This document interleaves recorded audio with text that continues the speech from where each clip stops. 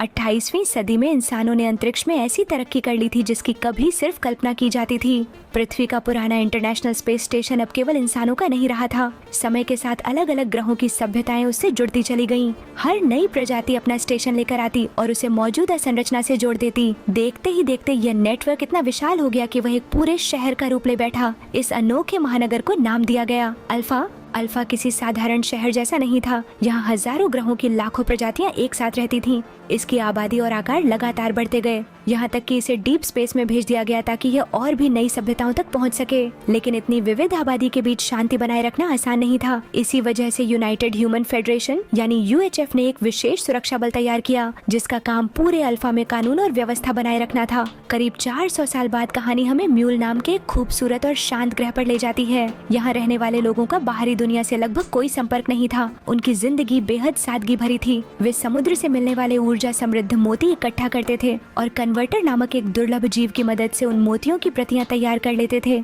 सब कुछ सामान्य चल रहा था, लेकिन एक दिन अचानक आसमान का रंग बदल गया। ऊपर से मलबे की बारिश होने लगी। कुछ ही देर में कई छोटे जहाज और एक विशाल स्पेसक्राफ्ट ग्रह की ओर गिरते दिखाई दिए। किसी को समझने का मौका भी नहीं मिला और वह विशाल यान सीधे म्यूल से टकरा गया। अगले ही पल ऐसा विस्फोट हुआ जिसने पूरे ग्रह को विनाश की आग में झोंक दिया।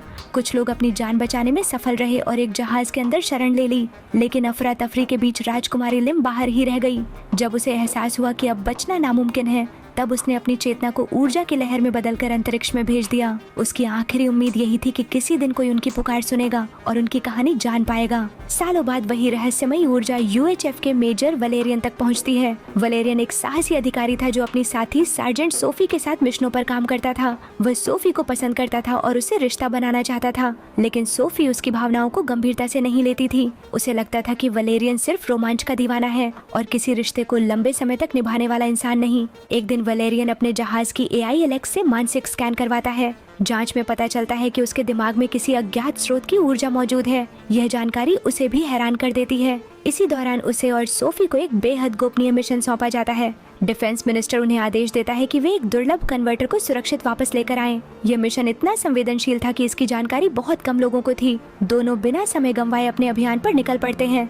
मिशन के तहत उन्हें एक ऐसे इलाके में पहुंचना था जहां एक विशाल वर्चुअल बाजार मौजूद था। वहां पहुंचकर दोनों अपनी पहचान छिपाने के लिए पर्यटकों जैसा भेष धारण कर लेते हैं। इसी दौरान उनकी मुलाकात मेजर गिब्सन और उसकी टीम से होती है, जो पूरे ऑपरेशन में उनकी सहायता करने वाले थे। योजना के अनुसार वलेरियन को एक अलग डायमेंशन में मौजूद बाजार के भीतर घुसना था। वहाँ पहुँचने के लिए उसे विशेष हेलमेट और गॉगल्स पहनने पड़े, लेकिन अंदर जाते ही उसने नियमों की परवाह करना बंद कर दिया और उस हिस्से में पहुँच गया जहाँ इंसानों का प्रवेश प्रतिबंधित था। वहीं उसकी मुलाकात सार्जेंट कूपर से होती है। कूपर उसे एक खास चश्मा, हथियार और कुछ अत्याधुनिक उपकरण देता है। इतना ही नहीं, वह वलेरियन को अदृश्य भी बना देता है। अब बिना किसी की नजर में आए वलेरियन उस रहस्यमयी दुकान की ओर बढ़ता है जहां एक बेहद महत्वपूर्ण सौदा होने वाला था। दुकान के अंदर आइगॉन नाम का व्यक्ति कन्वर्टर को बेचने की कोशिश कर रहा था। खरीदार कुछ ऐसे एलियन थे जिन्हें वलेरियन पहले अपने सपनों में देख चुका था। बदले में वे उसे असाधारण ऊर्जा वाले मोती देने वाले थे, लेकिन लालच में आकर आइगॉन और ज्यादा मोतियों की मांग करने लगा। धीरे धीरे माहौल तनावपूर्ण हो गया और दोनों पक्षों के बीच विवाद बढ़ने लगा।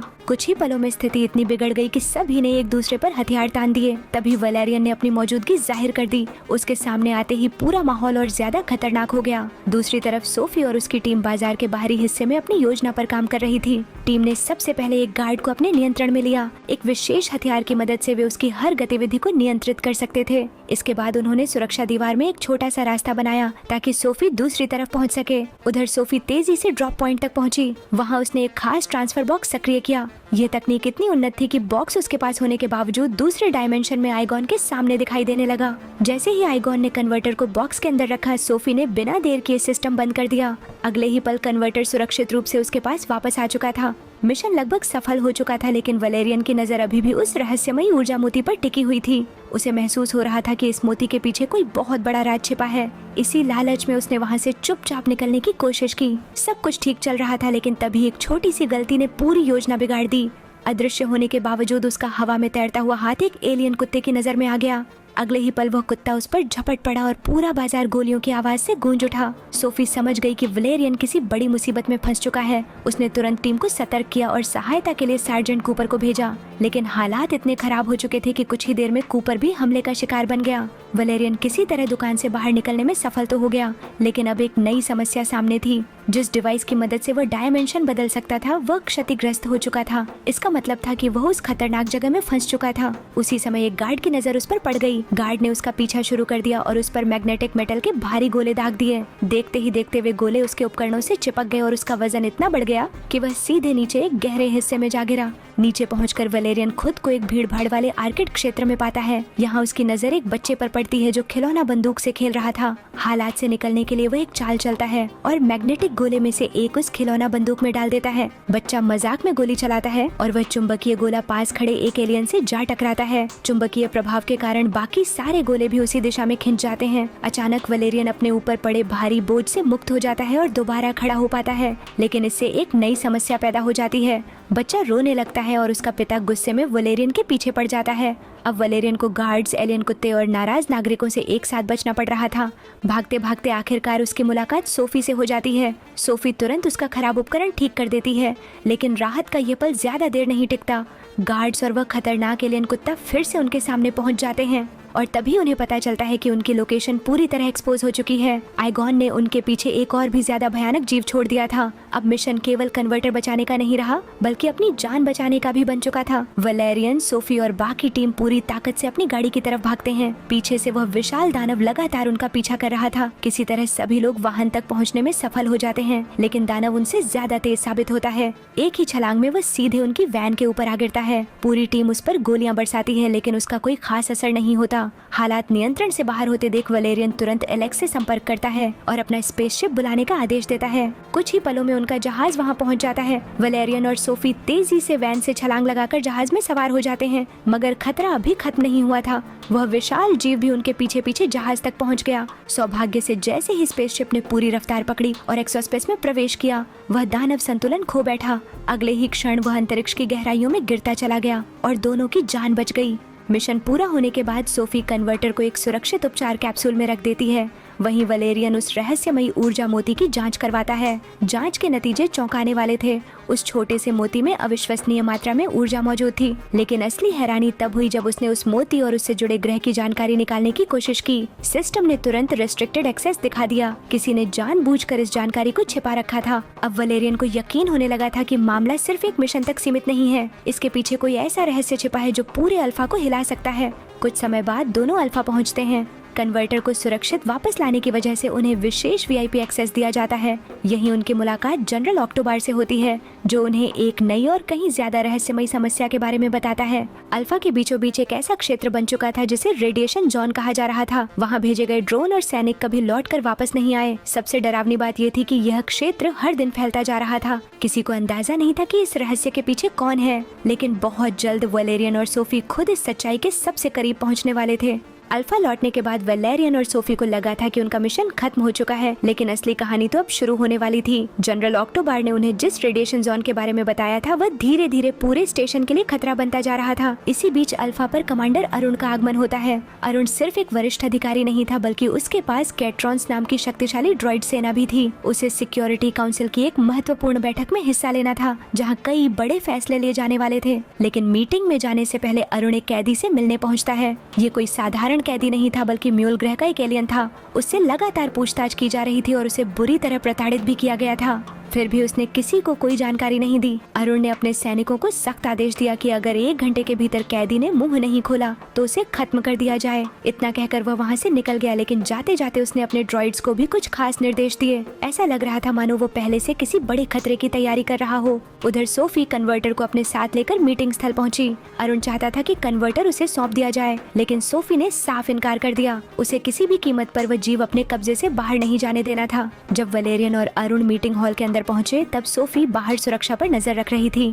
इसी दौरान 3 छोटे एलियन उसके पास आते हैं। वे डोगन डागिस प्रजाति के थे। बातचीत के दौरान वे उसे बताते हैं कि म्यूल ग्रह के रहस्य पर सबसे ज्यादा शोध करने वाले मेजर सैमक थे, लेकिन 3 साल पहले उनकी रहस्यमयी मौत हो गई थी। इतना ही नहीं, उन्होंने सोफी को चेतावनी भी दी कि बहुत जल्द कोई कन्वर्टर को चुराने की कोशिश करेगा। और ठीक उसी पल पूरा स्टेशन अलार्म की आवाज से गूंज उठा। किसी को समझ नहीं आया कि हमला कहाँ से हुआ। हमलावर दीवारों के भीतर से गुजरते हुए आगे बढ़ रहे थे।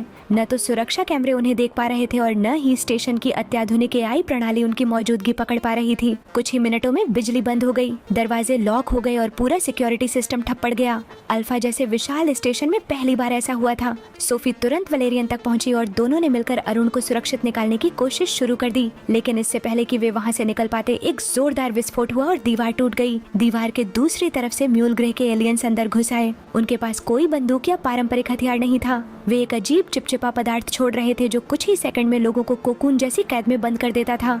वलेरियन ने खतरा भांप लिया। कोकून में फंसने से पहले उसने तेजी से एक छोटा कैप्सूल अपने मुंह में छिपा लिया। कुछ ही पलों बाद वह भी बाकी लोगों की तरह कैद हो चुका था। हमलावर अरुण को अपने साथ ले गए और पूरा हॉल लगभग खाली हो गया। लेकिन कहानी यहाँ खत्म नहीं हुई। वलेरियन के मुंह में छिपे कैप्सूल से अचानक एक मकड़ी जैसा छोटा ड्रॉइड बाहर निकला। उसने धीरे धीरे कोकून को काटना शुरू किया और कुछ ही देर में वलेरियन खुद को आजाद करने में सफल हो गया। सबसे पहले उसने सोफी को मुक्त किया, फिर अपना चाकू उसे देकर बाकी लोगों को छुड़ाने की जिम्मेदारी सौंप दी।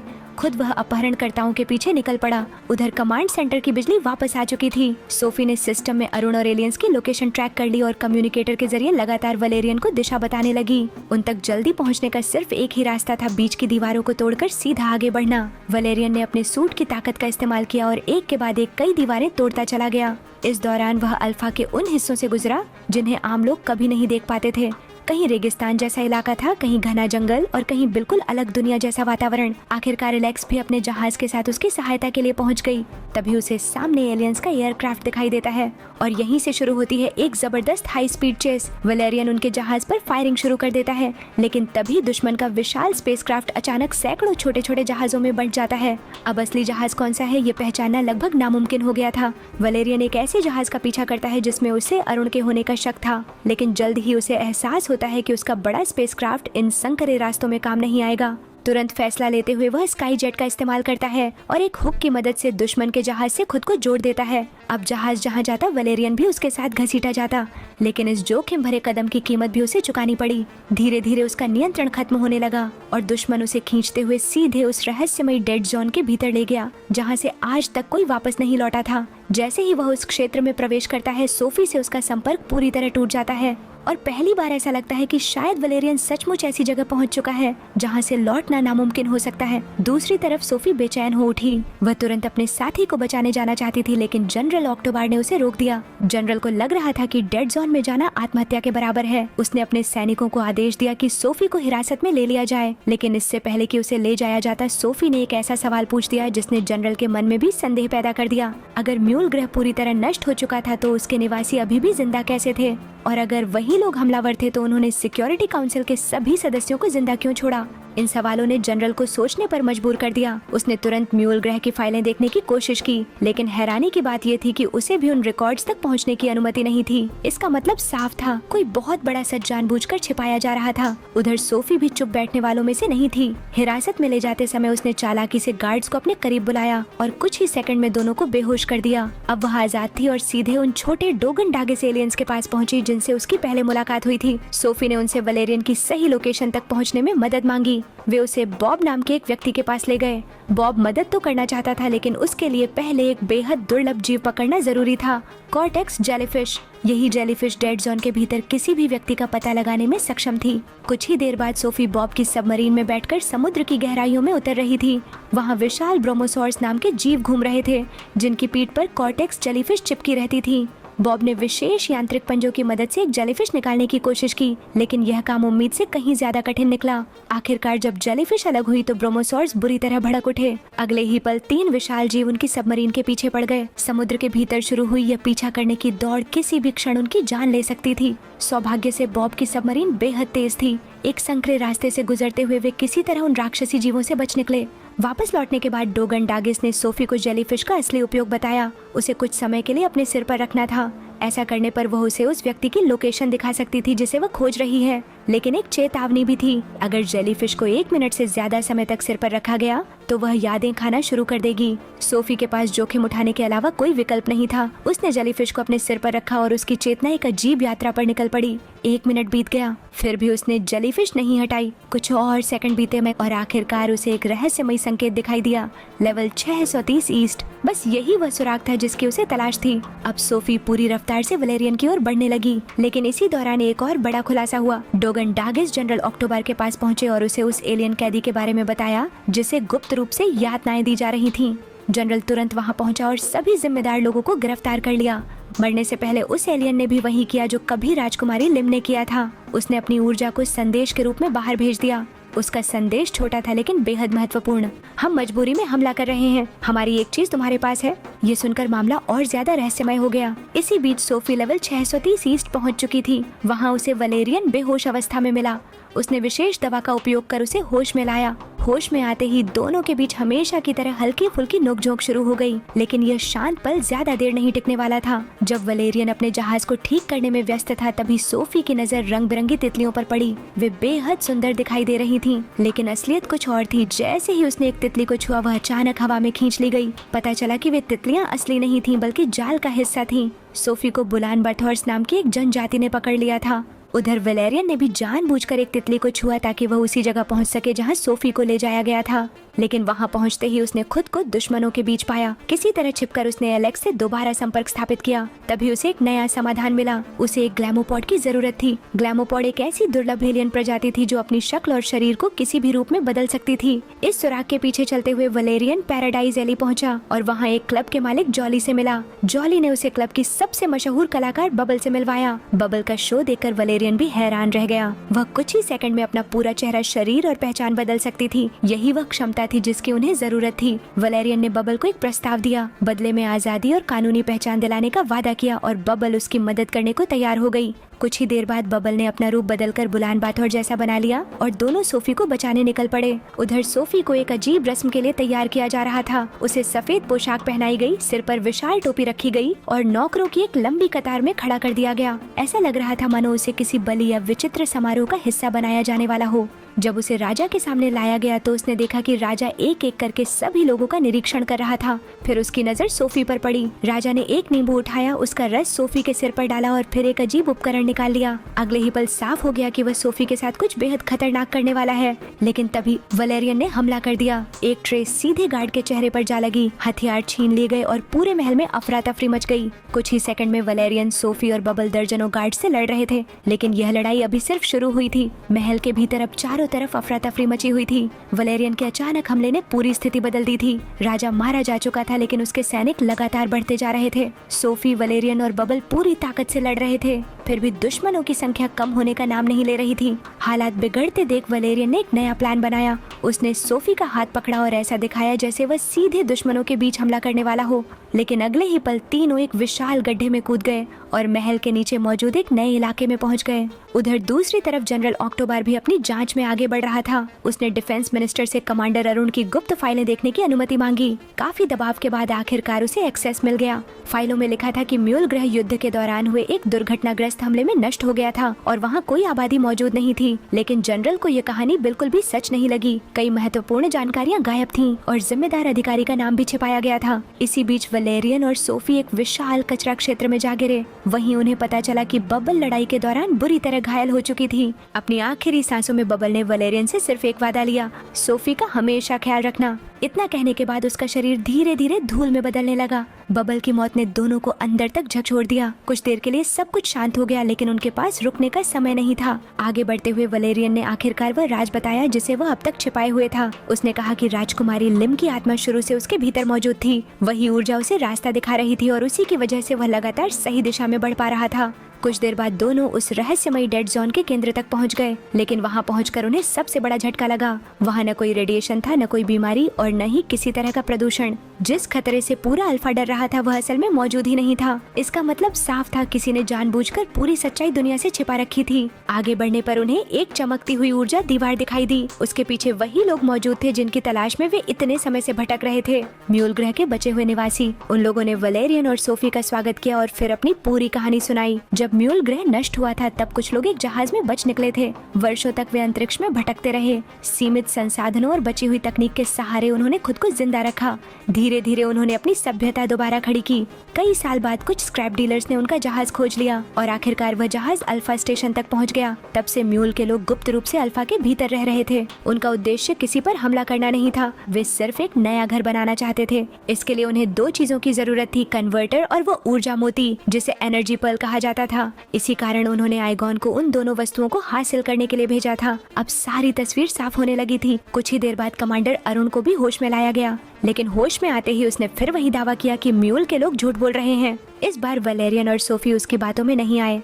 वे अब सच्चाई समझ चुके थे। असल में म्यूल ग्रह के विनाश के समय सैन्य अभियान का नेतृत्व खुद अरुण कर रहा था। उसे पता था कि ग्रह पर आबादी मौजूद है, फिर भी उसने मिसाइल हमला करने का आदेश दिया। उस हमले ने लाखों निर्दोष लोगों की जान ले ली। बाद में अपनी गलती छिपाने के लिए उसने सारे रिकॉर्ड मिटा दिए और जो लोग सच्चाई के करीब पहुंचे उन्हें रास्ते से हटा दिया। मेजर सैमक की रहस्यमयी मौत भी इसी साजिश का हिस्सा थी। अब अरुण के पास बचने का कोई रास्ता नहीं था। आखिरकार उसने अपना अपराध स्वीकार कर लिया। उसका कहना था कि अगर सच्चाई सामने आ जाती तो इंसानों की प्रतिष्ठा और राजनीतिक ताकत दोनों को भारी नुकसान पहुंचता। लेकिन इस बार कोई भी उसकी दलील सुनने को तैयार नहीं था। गुस्से में वैलेरियन ने उसे जोरदार मुक्का मार दिया। इसके बाद उसने अपने पास मौजूद एनर्जी पर्ल म्यूल के लोगों को सौंप दिया। सोफी भी कन्वर्टर उन्हें देना चाहती थी। शुरुआत में वैलेरियन ने इसका विरोध किया क्योंकि वह सरकारी संपत्ति था, लेकिन सोफी ने उसे समझाया कि कुछ चीजें नियमों से बड़ी होती हैं। इंसानियत उनमें से एक है। यह बात वैलेरियन के दिल को छू गई। उसने भी आखिरकार कन्वर्टर म्यूल के लोगों को सौंप दिया। सोफी उसके इस फैसले से इतनी प्रभावित हुई कि पहली बार उसने खुले दिल से उसकी भावनाओं को स्वीकार किया। लेकिन कहानी अभी खत्म नहीं हुई थी। ऊर्जा दीवार के बाहर जनरल ऑक्टोबर की सेना पहुंच चुकी थी। जांच में उन्हें पता चल गया था कि वहां किसी तरह का रेडिएशन नहीं है, फिर भी एहतियात के नाम पर बम लगाए जा चुके थे। उधर म्यूल के नेताओं ने एनर्जी पर्ल की ऊर्जा कन्वर्टर की मदद से सक्रिय कर दी। कुछ ही सेकंड में पूरे क्षेत्र में ऊर्जा की लहर फैल गई। एक विशाल होलोग्राम उभरा जिसमें उनका खोया हुआ ग्रह म्यूल दिखाई दे रहा था। उनका सपना आखिरकार पूरा होने वाला था। इसी दौरान राजकुमारी लिम की आत्मा भी अपने लंबे सफर के अंत तक पहुंच गई। म्यूल के लोगों ने उसकी चेतना को वैलेरियन से अलग कर दिया और उसे शांति मिल गई। लेकिन तभी एक नई समस्या खड़ी हो गई। ऑपरेशन रोकने के लिए अरुण की अनुमति जरूरी थी। जब उससे आदेश मांगा गया तो उसने उल्टा आदेश दे दिया, सब कुछ खत्म कर दो। उसके इतना कहते ही उसके कैट्रॉन्स ड्रॉइड्स सक्रिय हो गए। उन्होंने म्यूल के लोगों, सैनिकों और कमांड सेंटर सभी पर हमला शुरू कर दिया। पूरा क्षेत्र युद्ध के मैदान में बदल गया। उधर जनरल ऑक्टोबर ने सार्जेंट नेजा को बम निष्क्रिय करने का आदेश दिया। काउंटडाउन तेजी से चल रहा था। हर सेकंड के साथ विनाश करीब आता जा रहा था। जब वैलेरियन ड्रॉइड से लड़ रहा था और सोफी अरुण को रोकने की कोशिश कर रही थी, तब नेजा चुपके से मुख्य नियंत्रण प्रणाली तक पहुंच गया। उसने पूरी ताकत से सिस्टम को ओवरराइड करना शुरू किया। सिर्फ कुछ सेकंड बचे थे, फिर 1 सेकंड और आखिरकार धमाके से ठीक पहले काउंटडाउन रुक गया। सभी बम निष्क्रिय हो गए। पूरा अल्फा विनाश से बच गया। अब म्यूल के लोगों के सामने कोई रुकावट नहीं थी। उनका नया स्टारशिप पूरी तरह तैयार था। धीरे धीरे वह जहाज अल्फा से दूर जाने लगा। सदियों की पीड़ा, संघर्ष और इंतजार के बाद उन्हें आखिरकार एक नई शुरुआत मिल गई। कुछ समय बाद सैनिकों ने अरुण को पकड़ लिया और उसके अपराधों के लिए गिरफ्तार कर लिया गया। उधर वैलेरियन और सोफी भी सुरक्षित बच निकले। रेस्क्यू टीम का इंतजार करते हुए वैलेरियन ने एक बार फिर वही सवाल पूछा जो वह लंबे समय से पूछता आ रहा था, क्या तुम मुझसे शादी करोगी? इस बार सोफी ने उसे सीधे मना नहीं किया। उसने मुस्कुराते हुए जवाब दिया, शायद। तो आखिरकार हीरो को उसका प्यार मिल गया। सच सामने आ गया। खलनायक अपने अंजाम तक पहुंच गया और म्यूल के लोगों को एक नई दुनिया बनाने का मौका मिल गया। यही थी Valerian and the city of 1000 planets की पूरी कहानी। तो फ्रेंड्स, आपको ये मूवी कैसे लगी हमें ये कमेंट सेक्शन में जरूर बताएं। ऐसी ही इंटरेस्टिंग वीडियोस के लिए बने रहिए हमारे साथ। हमारे चैनल को लाइक करें, शेयर करें और सब्सक्राइब करना तो बिल्कुल ना भूलें। Thank you for watching the video.